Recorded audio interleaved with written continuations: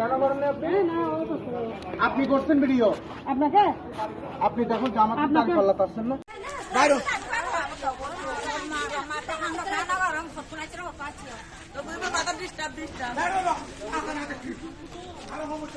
আমরা দাঁড়িপাল্লার পক্ষ থেকে আসছি, জামাতের পক্ষ থেকে আসছি।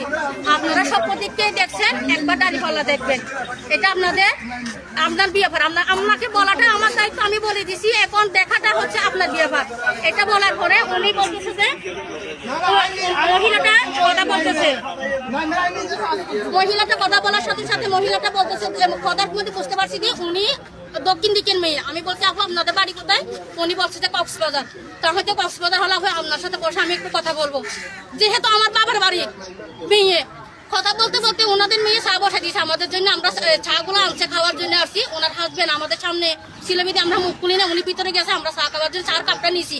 এমন সময় ওনারা প্রচারণায় আসছে, দানের শীষের লোকগুলা বলতেছে যে এখানে জামাতে মিটিং চলতেছে।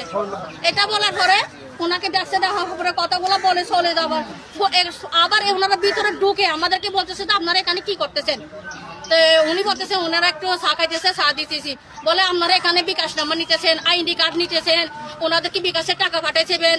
আমরা বলছি আমরা এখানে কারোর থেকে, উনি বলতেছে আমার তো বিকাশ নাম্বার নাই, ওনাদের ঘরের মালিক বলতেছে তো আমার তো বিকাশ নাম্বার নাই, আমি কোথা থেকে? ওনাদের আমার থেকে কিছু চাইও নাই, আর ওনাদের ঘরে সিসি ক্যামেরা আছে। ওনারা বলতেছে এটা বলার পরে ওই আরিফ ছেলেটা বলতেছে যে ওনার হাতে ওইটা কি বলতেছে যে একটা খাতা, এটা আমাদেরকে একটা লিস্ট জমা দিতে হয়। এই খাতাটা দেখে আমাদেরকে 100 জনের একটা টার্গেটের কাটা, আমরা তো হচ্ছে সংগঠন নিয়ে চলি, সংগঠনের মধ্যে একটা রুল আছে, এটা আমাদেরকে জমা দিতে হয়। এটা বলার সাথে সাথে উনি খাতাটা নিয়ে আরিফ ছেলেটা খাতাটা নিয়ে চলে গেছে। লম্বা করে আরিফ ছেলেটা খুব লাল করে আরেকটা আছে। তো জাহাঙ্গীর ছেলেটা বলতেছে আরিফ এই লিটন লিটন ওই বাড়ি মসজিদ বাড়ির লিটন আর কি মসজিদ বাড়ি। হ্যাঁ লিটন লিটন। উনি বলতেছে যে আপু আপনারা বলছিলাম না কালকে লিখালিখি না করার জন্য, আমি আপনাকে বলছি এটা কি জন্য লিখালিখি করতেছি। এটা বলার পরে ওনারা বলতেছে গার্ড ধরে, মহিলা ওনাদেরকে সবাইকে গার্ড ধরে বের করে দাও। আমি বলছি আপনারা একজনে কথা বলেন। ওই ছেলে ওইটা বহিষ্কার করে একটা মানুষ আসছে মুখ সেটটা করে, ওনাকে জিজ্ঞাসা আপনার নামটা কি বলেন? এই মুরব্বী বলছে তো আমার নাম দেখলাম না, আমি আমার হাজবেন্ডের নাম আপনাকে বলছি, আপনি কেন নাম বলবেন না, পরিচয় কেন লুকাইবেন? উনি বলছে নাম বলতেছে না, তো বলতেছে যে ওনাদেরকে ঘাট ধরে বের করে দেন। আর এখন আমরা পুলিশ আসবো, পুলিশ আসার পরে তারপরে আপনাদের নির্বাচন কমিশনকে ফোন দেওয়া হবে, এখান থেকে আপনাদেরকে এসে যা করে আমি ঠিক আছে আপনি নির্বাচন কমিশনকে ফোন দেন আর আপনি পুলিশকেও ডাকেন। আমরা পুলিশ আসুক, আমি আমার উপরস্থকে জানাইছি, আমরা এখানে ইনফর্ম করে আসি, এখানে ইনফর্ম করেছে, আমি উপরস্থকে জানাইছি, তারপরে আমরা এখান থেকে যাব।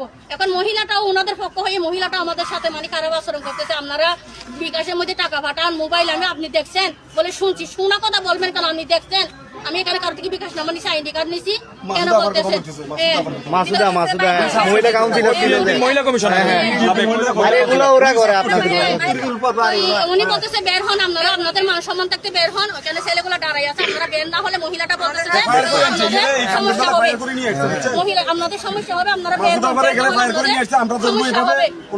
আমি যখন এটা বলার পরে আমি আমার হাজবেন্ডকে রিসিভ করে নাই, এরপর আমি সাবুদ্দিন ভাইকে কল দিছি যে ভাইয়া আমরা এই জায়গার মধ্যে আসি, এখন আমাদেরকে ওনারা ঘর থেকে বের হইতে বলতেছে, মানে ধাক্কা দিয়ে বের করে দিবে আমাদেরকে, মানে ঘরটা ওনাদের।